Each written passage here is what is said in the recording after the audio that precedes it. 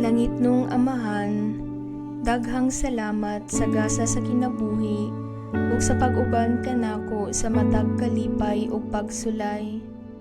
Nagpasalamat ako sa mga grasya nga nadawat, sa mga leksyon na akong nakatunan, ug sa mga tawo nga nagmahal ug nagamuma kanako.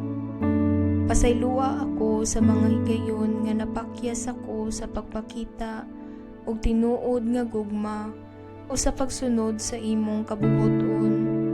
Ayuha ang mga bahin sa akong kasing-kasing nga nanginahanglan sa imong paghikap.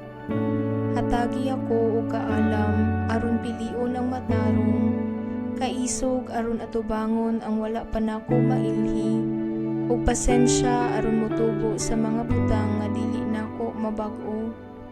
Tabangi ako nga gamiton ang akong mga hiyas, oras ug kusog aron mag-alagad sa uban ug magdayeg sa imong ngalan. Panalangini ang akong pamilya ug mga higala sa maayong paglawas ug kalinaw. Himua ang among mga relasyon nga mga agianan sa imong grasya.